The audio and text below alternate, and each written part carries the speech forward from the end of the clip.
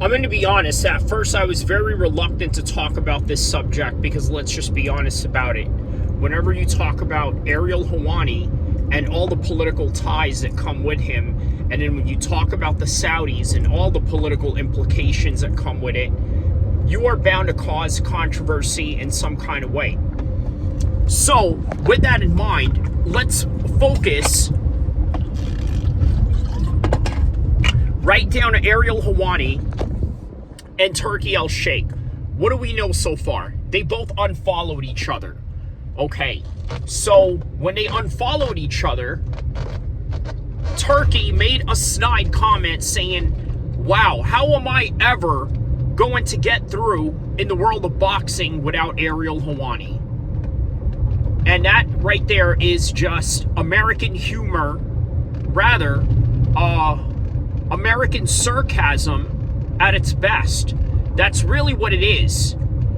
Turki is saying to him, you honestly think I can't survive without you as my friend or without you as somebody that is an ally or a media member? And by the way, you got to understand, okay? Well, I just urge you to look up Saudi Arabia and media, right? That's all that I got to say. And then with that in there, you'll start to understand their relationship as a state with journalists as a whole. You got to understand, Turki El-Sheikh is bound by the Saudi government, and as such, he is a representative of Mohammed bin Salman, the prince and the minister of defense of Saudi Arabia, the son of the crowned king of Saudi Arabia. So in other words, he represents the government. You got to understand this too. There's a lot at stake for the Saudis. There's a lot of political clout, political relevance, and political influence that shapes the geopolitical world, believe it or not, through the world of sports. And it's been happening in the world of combat sports. You can date back in World War II when the Austrian painter from the 1940s sponsored a boxer named Max Schmeling from Germany, right? He was the quintessential pride of Germany. You understand? So that's, let's put it like that. Put it like this. Hamza Shiraz, a great example. When you look at him, he represents the Pakistani and the Saudi alliance in the geopolitical landscape of things. And why do I say that? Well, obviously, you guys know that Saudi Arabia and Pakistan share military intelligence, training, and partnership. Now, you're probably wondering, well, how is that related to Hamza Shiraz? He's British. Great. The British are also tied to Saudi Arabia, and in fact was very instrumental in creating their state. Let me explain something to you guys. The land of the Prophet Muhammad, peace be upon him, in its Islamic history has 1,440 some odd years, 44 years of 1,444 years exactly of its Islamic history. But as Saudi Arabia as a state, it's realistically as old as the 1950s. And the British were instrumental in making that. And I urge you to take a look at the Sykes-Picot Agreement, in which the British, the French, the Italians, and all the Anglo-Saxon countries that were involved in the Middle East had decided how they were going to carve up the Middle East in its own individual state, right?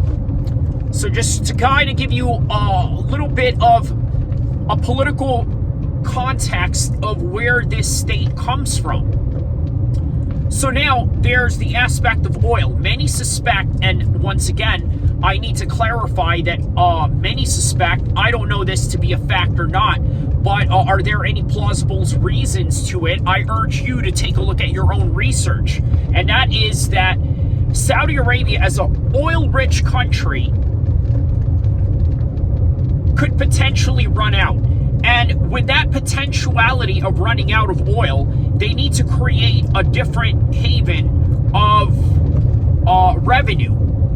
Now, that's going to be predicated on sports. It's going to be predicated on tourism. And part of sports is making Saudi Arabia the fight capital of the world. Okay? So that is their mission statement. And then in comes Ariel Helwani, which, by the way, is very relevant to this subject. And shout outs to 10-7 MMA, right? His video sort of inspired me to make this monologue right now. I thought about maybe making a video myself and doing reactions to Ariel Helwani, but you know what? I think that he did that the best, and I urge you to take a look at his content. As a matter of fact, I will probably have this posted right down on the description below just to give it some real credit, right? So, once again, what is Saudi Arabia trying to do? In what I've seen over the past years is trying to create it into the capital fight of the world. Now, why is that significant to the story, and why is it significant to Ariel Helwani? Because Ariel Helwani is iconoclastic. You understand what I mean by that? And what exactly do I mean by Ariel Helwani being iconoclastic? Well, it really means that he has no problem speaking up against authority. He has no problem speaking up against Turkey. And as a matter of fact, he will have no problem asking Turkey the hard questions.